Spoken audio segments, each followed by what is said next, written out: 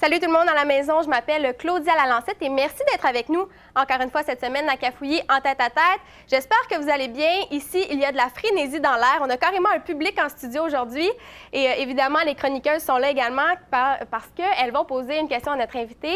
Et je vous rappelle rapidement que nous sommes présents sur les réseaux sociaux, donc Facebook et Twitter, si jamais vous avez des commentaires à nous faire. Bonne émission tout le monde!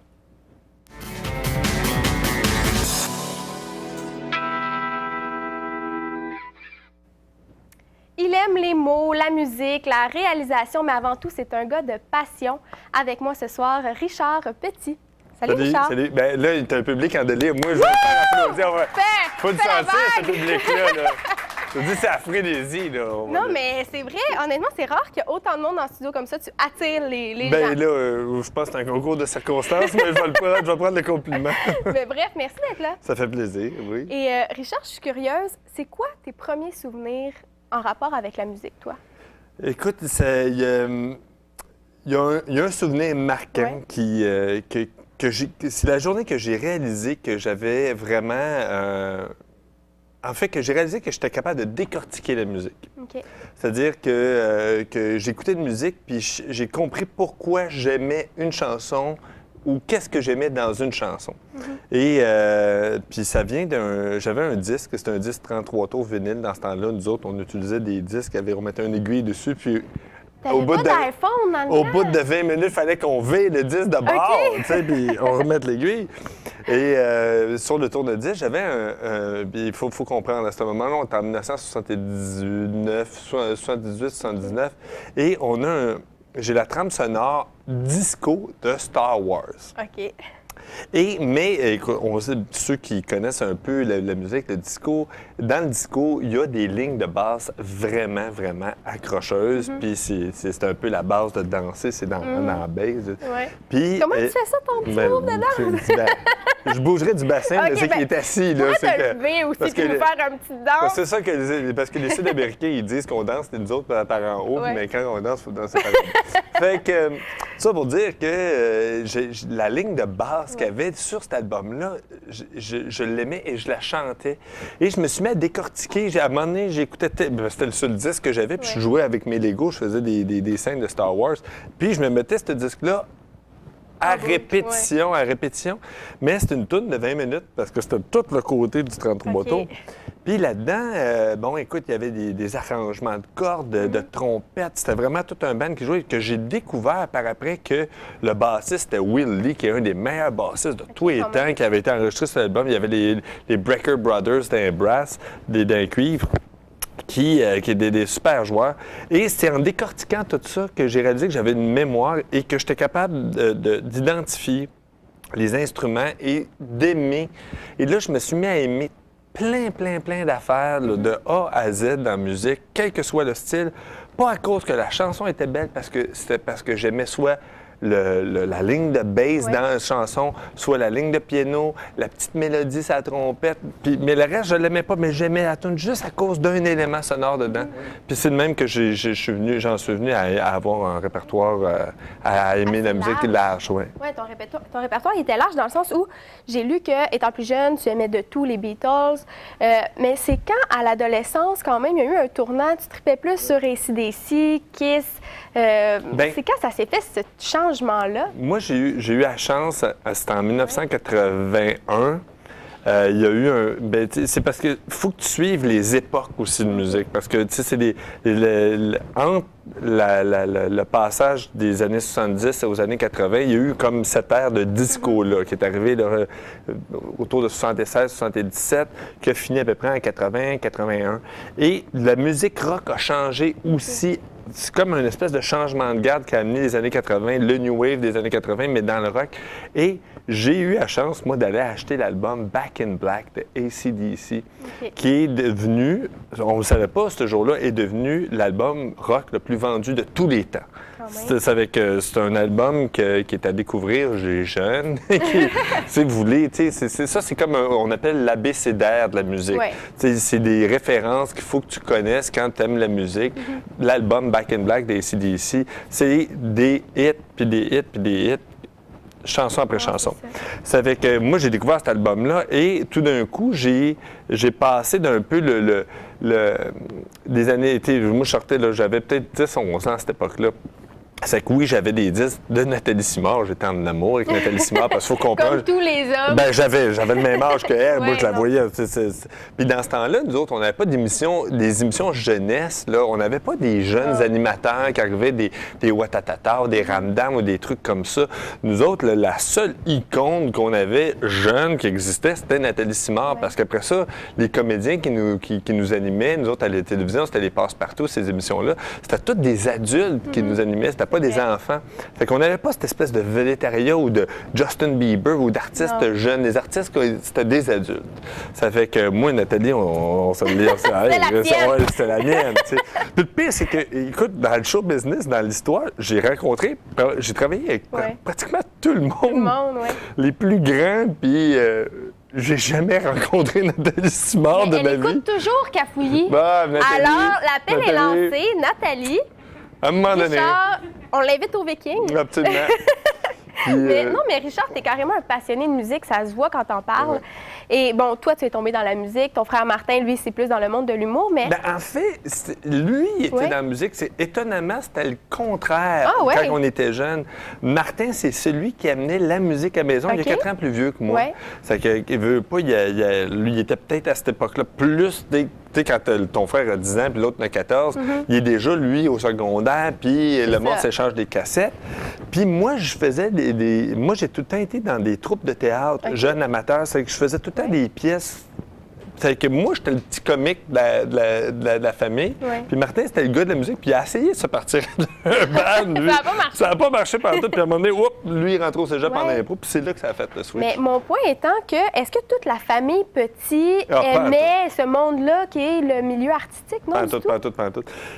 Mon père, on est nés, moi et mon frère, et mon père avait déterminé que moi et Martin, on était des irresponsables.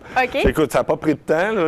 J'avais 2-3 ans, peut-être 4 ans. Mes premières compréhensions du monde, c'est mon père qui est tout le temps en train de nous dire qu'on est des incompétents, moi et mon frère. C'est qu'on n'avait pas le droit de toucher absolument à rien avec ses outils. Et mon père n'a même pas acheté de système de son, convaincu que moi et mon frère étaient pour le péter. Ça fait que lui, il avait une collection de 45 tours. Il y avait une table tournante que quand on est né, il a pogné la table tournante, il a mis ça d'une boîte, il a rangé ça de garde-robe. Oui! Écoute, mentalité des années 40. Vous êtes né avec des tatous, des bombes? Non, pas tout. C'est que là, ça a fait que le seul tourne-disque qu'on avait, c'était, écoute, jusqu'à longtemps, là. C'était un tourne-disque Mickey Mouse, puis le bras avec l'aiguille, c'était le bras de Mickey, puis tu rouvrais la boîte, t'avais la face à Mickey, puis son bras, il était de même. Ça fait que... J'ai écouté de la musique sur cette affaire-là longtemps, jusqu'à temps où est-ce que, adolescent, on a nos... C'est avec la musique, elle n'était pas dans la maison. La musique, elle n'est pas arrivée de chez mes parents. Puis en plus, on n'écoutait pas la radio sauf le matin. Puis dans le temps, il écoutait CKAC. Puis CKAC, c'était pas une station musicale, c'était une station de nouvelles. Puis il passait une petite toune de temps en temps. C'était un segment de toune. Puis c'était tout le temps du Gilbert Bécaud, d'ailleurs. Je trippe encore sur Gilbert Bécaud à cause des tounes que j'entendais à cette époque-là. Mais là, bon, un passionné de musique, la musique, vous l'avez fait rentrer dans la maison. C'est par nous autres, c'est vraiment. Et tu as fait de la musique ta vie. Bref, à 16 ans, tu gères un groupe de musique. Et par la suite, toi-même, tu as envie d'en faire et tu crées l'affaire Tournesol. Ça a super bien fonctionné. Vous faites des concours, vous faites la première partie des colocs. Là, j'ai sauté un petit peu dans le temps, mais c'est parce que je vois que tu parles beaucoup puis que le temps avant, j'ai vu dans tes yeux. Oui, mais il y a eu d'autres choses avant. Non, mais il y a eu d'autres choses avant. Oui, quand même. Mais je vois le temps qui défile et l'affaire Tournesol, ça a super bien fonctionné. Vous avez fait la première partie des colocs. Ça a été, en fait, l'affaire Tournesol a été mon cégep, université de ma carrière. Ça fait que c'est dans cette période-là que j'ai rencontré Dédé et de ma rencontre avec Dédé, d'amitié, qui s'est mis à parrainer le groupe. Et le Dédé aimait beaucoup la manière que j'écrivais. Ça fait qu'à un moment donné, coup de fil, Dédé m'appelle pour me dire « Écoute, je suis pogné, il faut que je sorte l'album dans 1 an. J'ai 1 an pour écrire l'album, j'ai 2 tonnes d'écrit, tu veux-tu m'aider? Et c'est là qu'on s'est mis à plancher sur l'album de Hors Novembre. puis qui a amené ma collaboration avec Dédé.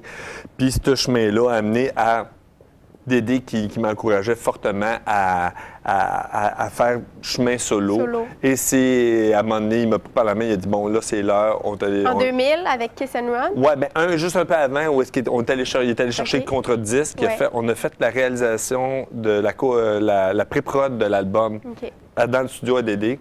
Wow. Et après ça, je suis parti chez Nicolas Maranda avec ces maquettes-là, puis on a fait l'album avec Nicolas Maranda qui est sorti en 2000.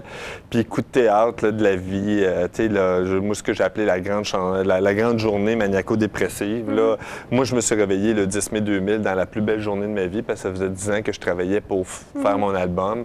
Là, je me réveille le soir, je lance mon album, puis à 6 h le soir, on apprend la mort de Dédé. C'est que moi, je me suis réveillé dans la plus belle journée de ma vie, puis je me suis couché dans la pire journée de ma vie. C'est que j'ai appelé ça la plus grande journée maniaco-dépressive. Non, mais c'est vrai quand même. Mais tu retiens quoi de cette collaboration-là avec Dédé Fortin? Ah, ben, j'ai tout appris.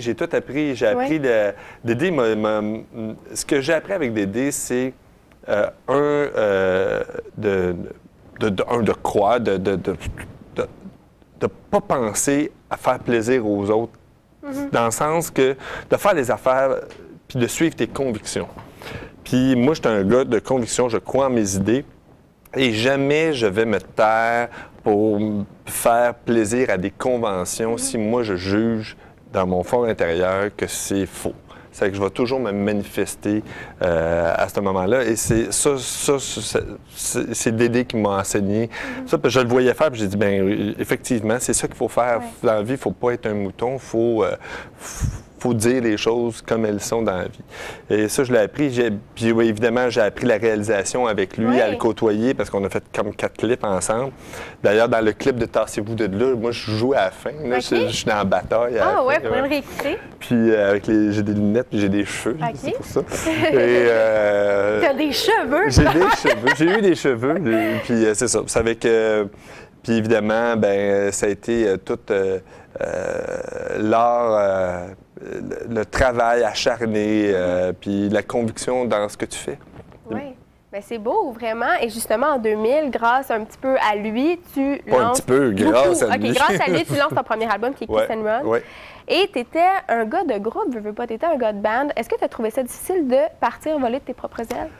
En fait, c'est ce que j'ai trouvé un des côtés tough. Une fois que Dédé était parti, je me suis réveillé le lendemain, mon mentor n'est plus là, qui était mon grand frère. Là, j'étais avec mon band. Là, c'est correct, il faut que j'avance mon projet. Mais effectivement, quand tu es un artiste solo qui travaille avec un band, qui est engagé, il y a comme une distanciation qui se fait entre toi, le groupe, puis bon, la production, les techniciens. Tout le monde est là pour la vedette en avant.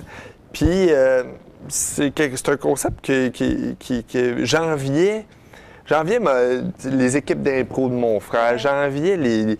Puis, au même moment que j'ai sorti mon album, je commençais à être réalisateur à Musique Plus. Avec Dollaraclip qui est arrivé un an après. Mais c'était surtout le fait d'être en équipe, en création d'équipe. Puis j'ai beaucoup d'amis comédiens, c'est avec qu'eux autres, ils sont tout le temps en train de travailler à 10, 12, des plateaux, plein de monde. Puis moi, j'enviais ça. Puis en fait, ce que je fais maintenant est exactement pour pallier à ces envies-là que j'avais en début de carrière, que ça me tentait plus de travailler tout seul. Non, je veux travailler avec les Vikings, tu comptes tes besoins. C'est ça. Et ça m'amène à en parler des Vikings, mais juste avant, on va écouter un petit extrait, en fait, de ce que vous pouvez faire en spectacle. Absolument. On écoute ça.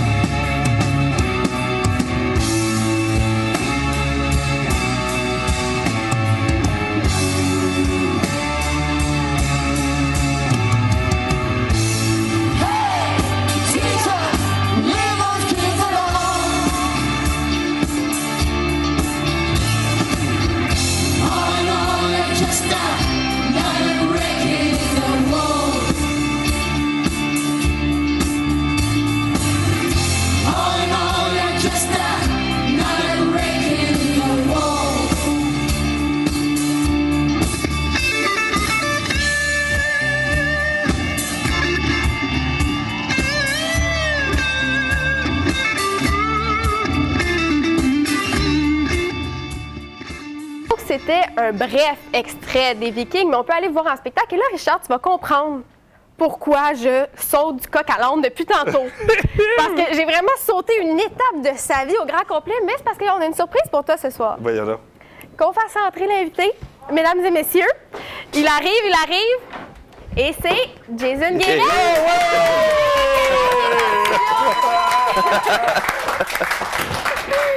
Et voilà! Ah ben ouais, c'est fort. On avait un invité qui attendait de l'autre côté, puis là, je vois que... Tu as entendu ça, cette histoire-là? Non, mais ce que je veux dire, c'est que moi, je le savais qu'il était là, puis lui, je le vois, il me regarde. Moi, mais là, tu sautes du coq à l'âne, je le sais, mais je voulais faire rentrer Jason! Absolument. Ben écoute... Moi, je suis un bébé viking, là. Je suis un nouveau viking. Mais là. maman, bonsoir. Salut, ça va bien? Merci de te joindre à nous pour la surprise. Plaisir. Ben oui, c'est génial. C'est Simon, C'est bravo. Simon Robitaille. Bravo. Parlez-nous un petit peu. Ben, je vais commencer en te demandant, les Vikings, c'est apparu en 2009 peut-être? Ben, en fait, grosso modo, là, les Ouais. Vikings, ce qui est arrivé, c'est qu'après mes trois albums, La maladie, les projets de télévision, parce que je suis au conseil d'administration de l'Union des artistes, je suis conseil d'administration d'une société de gestion de la copie privée puis du droit d'auteur.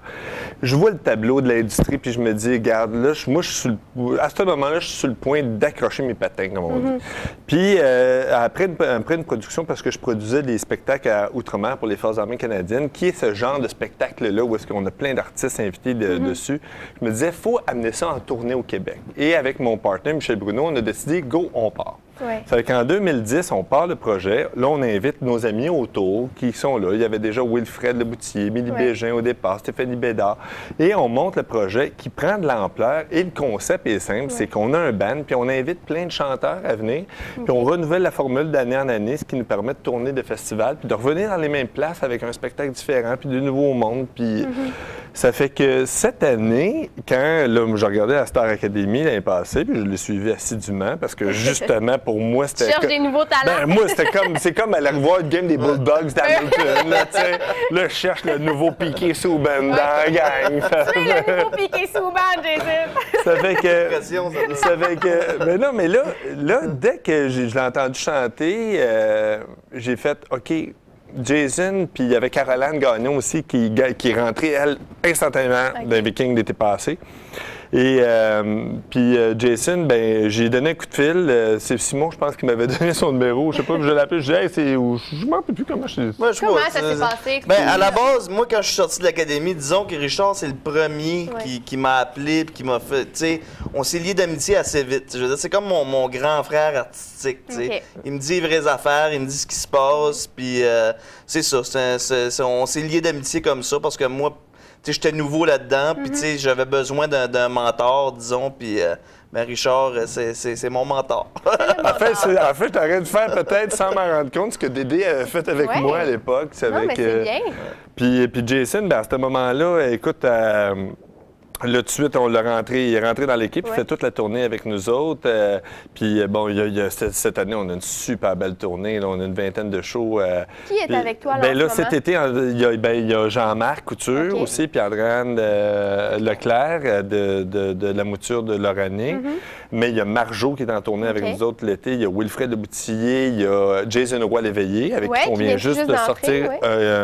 Oui, puis on a sorti un single avec lui cette semaine, qui est ton invitation. D'ailleurs, qu'on peut télécharger gratuitement sur le site Internet des Vikings. D'accord. Et puis, c'est ça, on va tourner. Puis là, Jason, on a découvert qu'on avait plein de goûts musicaux. Tu sais, là, vraiment, là, on vient du même type de background de métal, de rock progressif. Puis Michel Bruno, qui est mon partenaire, ben, ils se sont rencontrés. Puis là, Michel a réalisé ce qui va être son premier extrait qui va... Qui sera? D'ailleurs, tu étais là en studio aujourd'hui. J'étais en studio juste avant. Alors, attends, là, Jason, t'es ici, là, je veux des scoops. Es-tu en train de préparer un album? Pour l'année prochaine. Non, donc t'en prépares. On prépare des singles. OK, parfait. En ce moment, là, la business, on s'en va dans une business de singles. OK. L'important, c'est de mettre des chansons à la radio parce que c'est de même que l'avenir de la chanson va être. Je te garantis qu'il y a un single qui sort dans les prochains mois. Là, dans le prochain. Mais là, par exemple, je me mets à ta place. On sait que Star Academy, c'est une énorme machine. Quand ça se termine, j'imagine qu'il doit y avoir un petit deuil à faire, mais de savoir justement que Richard t'appelle, tu fais partie d'une nouvelle aventure. Il rentre ça dans doit... une aussi grosse machine. Non, mais ce que je veux dire, c'est que ça doit être réconfortant de savoir qu'il y a des offres Oui, qui je entrent. manque pas de job. Ça, je dois dire ça. J'avais peur, justement, quand c'est terminé, de pogner un down, mais non. J'ai moins de temps tout de suite parce que je m'occupe beaucoup de mes affaires aussi. Donc, j'ai moins de temps parce que je fais beaucoup des autres jobs que, disons, que je n'avais pas à m'occuper avant, mais j'adore ça. J'aime bien ça. J'aime avoir le contrôle de mon navire, disons que c'est... Non, ça, c'est sûr. Mais c'est la voie de l'avenir, en fait, dans la musique. C'est ce que moi, j'enseigne aux gens. Puis c'est bon dans tout. C'est être un artiste entrepreneur. Il faut que tu prennes tous les paramètres de ta carrière. Il faut que tu aies un œil dessus parce que c'est la seule manière, dans le contexte économique et socio-culturel en ce moment, c'est la seule manière de survivre. Parce que c'est très... Écoute, se lancer en chanson, faire de la chanson au Québec en ce moment, c'est plus que difficile. Là, c'est vraiment... Tu y voles pratiquement comme du bénévolat. Ça fait que si tu es capable de payer ton loyer à faire ça, là, tu fais partie d'un pourcentage là, mince de même. Là. Ça fait que c'est pour ça que le projet des Vikings en ce moment, ce que je reviens à ce que je disais tantôt, c'est le fait de travailler en équipe et le pouvoir du groupe. Attire beaucoup plus que l'artiste solo. Ça nous permet de rouler en gang, comme une équipe, parce qu'on est... je te dirais que c'est un contexte...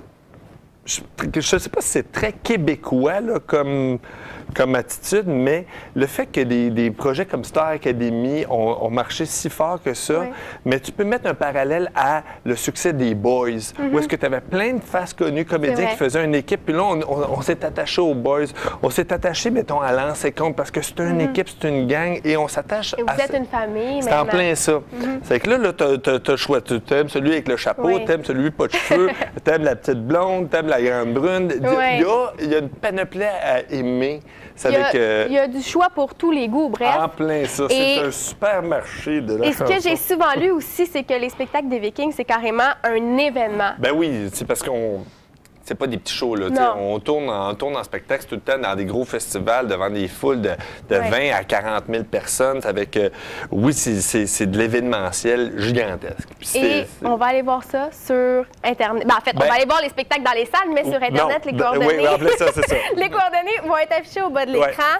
Et ça a passé beaucoup trop vite. Jason, ça fut court, mais tellement apprécié. Jason, t'as tourné avec nous autres. Écoute, sur le site Internet, il y a toutes les dates avec tous les gens qui participaient à tous les spectacles. Oui, j'imagine qu'on peut te suivre sur Facebook également pour tes projets qui s'en viennent. Ben oui. C'est qu'il y a sa chanson qui arrive bientôt. Là, on attend ça, là, on a hâte. Moi, je l'ai entendu, puis c'était clair. Mais Richard, toi, tu restes avec nous parce que dans quelques instants, c'est les chroniqueurs, des chroniqueuses ce soir qui te posent des questions. Un gros merci encore. Vraiment. Restez là, vous. Wow, belle ça.